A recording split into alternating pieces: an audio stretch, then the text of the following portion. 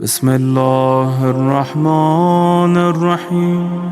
پورا ایک اشرہ صرف نجف اشرف کے لیے چاہیے۔ جو باتیں میں نے بتائی اس کے علاوہ بول رہا ہوں، میں نے تو کئی چیزیں چھوڑ دی کہ یہ شہر میں اور کیا کیا چیزیں، اور ایک بتا دیتا کہ اس شہر کی سب سے بڑی برکت یہ ہے، سب سے بڑی جو برکتیں ہیں اس میں یہ ایک برکت ہے کہ اگر پلیز غور سے سنیں، اگر کوئی نجف اشرف میں دفن ہو جائے اور رہ جائے تو اس سے سوال و منکر و نکیر نہیں ہوتا۔ کیا بات ہے! جبکہ آپ تلخین میں بولتے یہ بات، شانوں کو ہلا کے تلخین میں ہم یہ بولتے ہیں کہ اب سوال ہونے والا، سوال و منکر و نکیر حق، یہ حق ہے۔ لیکن عجیب فضیلت ہے نجف اشرف کی کہ وہاں اگر کوئی دفن ہو، میں نے جو دوسرا جملہ بولا اس پہ ہو سکتا آپ نے غور نہیں کیا، رہ جائے، اگر رہ گیا تو پھر اسے سوال و منکر و نکیر نہیں ہوتا۔ کیا ریزن ہے؟ ریزن یہ ہے کہ یہ شہر باب المدینۃ العلم کا شہر ہے، فرشتوں کی مجال نہیں کہ علی کے سامنے سوال کریں۔ اللہ کا رسول بولتا ہے اگر حلال رزق ہے کو چاہتے ہو، اس میں برکت چاہتے ہو، برکت چاہتے ہو، تو تم میرے نوے وارث تقی جواد کا واسطہ دے کے اللہ سے دعا مانگو، اللہ تمہارے رزق کو کھول دیتا۔ تو اس کے لیے رزق کے لیے کیا ہے؟ نوے امام کا، نوے امام کی بارگاہ میں کوشش کرو، آپ گاڑی ڈرائیو کر رہے، گھر سے آفس جا رہے، آفس سے گھر آ رہے، کہیں بھی جا رہے، 100 مرتبہ صلوات پڑھ کے نوے امام کو ہدیہ کر دو۔ اللہم صلی علی محمد وآل محمد وعجل فرج۔ گاڑی میں پڑھتے ہوئے جاؤ، اگر وضو سے تو بہت اچھا، وضو سے نہیں بھی ہے تو چلتا، کوئی واجب عمل نہیں ہے، آپ جاؤ اور 100 مرتبہ صلوات پڑھ کے نوے امام کو ہدیہ کرو۔ تم اگر مثال دے رہا، اگر کوئی بہت کم سیلری ہے کسی کی، $2,000-3,000 کماتا ہے تو اس کو 10-20-50,000 کی برکت ہو سکتی ہے۔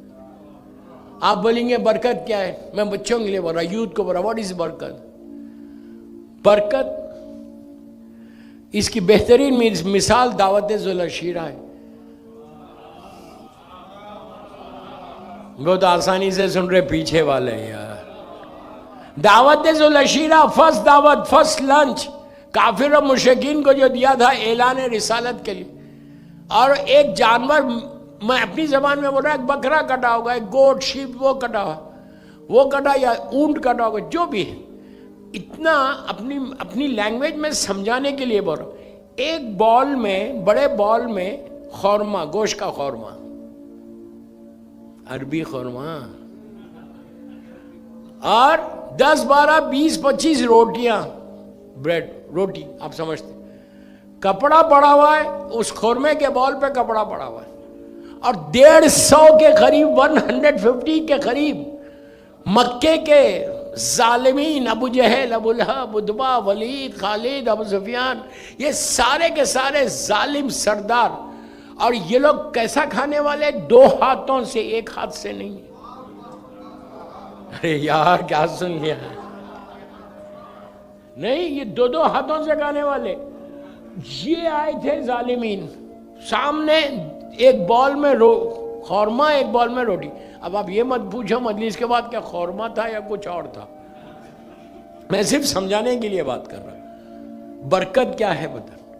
جب آئے سرکار کے پاس، اس وقت تک اعلان رسالت نہیں ہوا تھا، تو یتیم عبداللہ کہتے تھے، جناب ابو طالب کا بھی بڑا احترام کرتے تھے، اللہ کا رسول بھی ہے، میرا مولا بھی ہے، جناب ابو طالب بھی، پورا خاندان ہے۔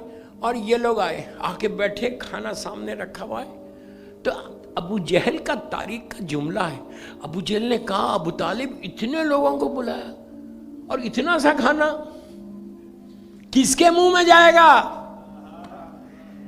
تو آپ نے کہا گھبراتا کیوں ہے؟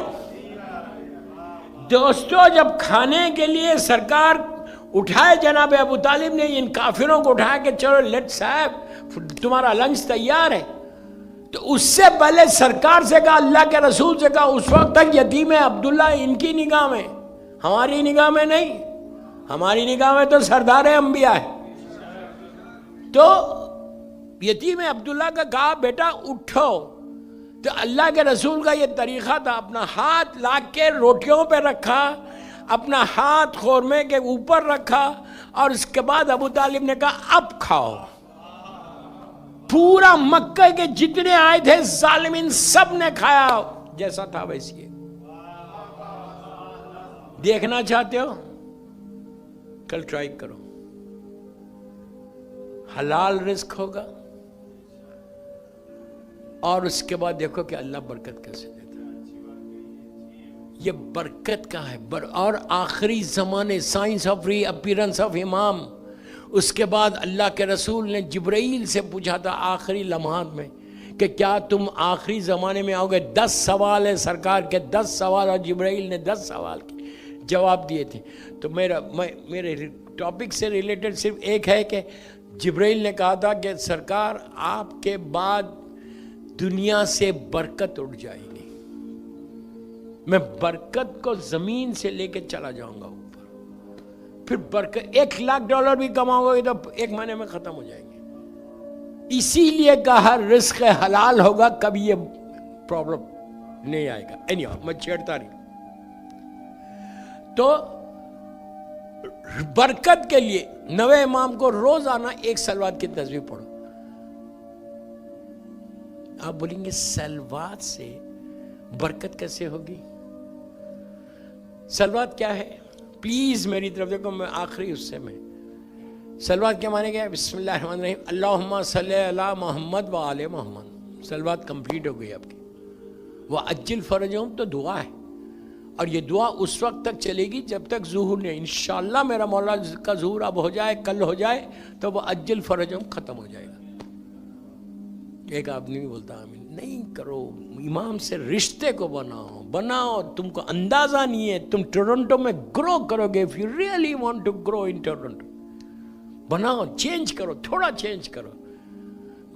یہاں پہ میں نے دیکھا نماز میں بھی، آپ نماز کے بعد بھی مجلسوں میں بھی عجل فرجہم نہیں بولتے. تو سلوات کے معنی کیا ہے؟ اللہم صلی علی محمد و آل محمد. اس کا مطلب ہے کہ اللہ تو محمد اور آل محمد پہ رحمت کو نازل کر. یہی ہے نا؟ اللہ تو محمد اور آل محمد پہ اپنی رحمت کو نازل کر.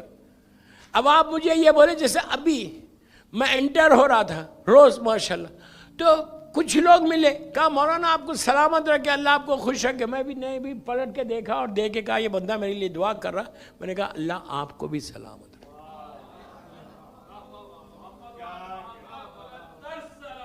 اللہم صلی اللہ. میں نے کہا آپ کو بھی سلامت رکھ، آپ کے اوپر بھی رحمت نازل کر. یہ طریقہ ہے، یہ اخلاق ہے.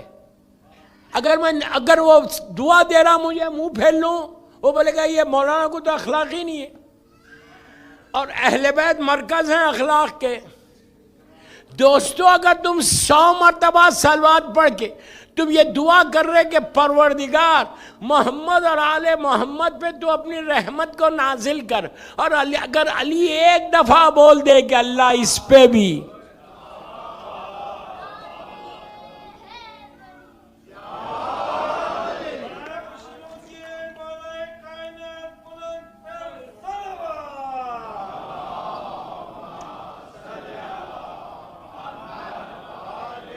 مولا بول دے ایک دفعہ تو 100% رحمت ہے. تو 100 مرتبہ تم بول رہے میرا مولا مثال کی طور پہ ایک دفعہ بول رہے. آپ امیجن کر سکتے کہ 100 صلوات 5 منٹ میں ہو رہی. 5 منٹ میں گارنٹی علی کی دعا تمہارے ساتھ ہے. میں کیا بول رہا یار؟ میرے اعمال ایسے نہیں ہے کہ مولا مجھے دعا دے، لیکن صلوات ایک ایسی عبادت ہے کہ نماز کی قبولیت صلوات، دعاؤں کی قبولیت صلوات.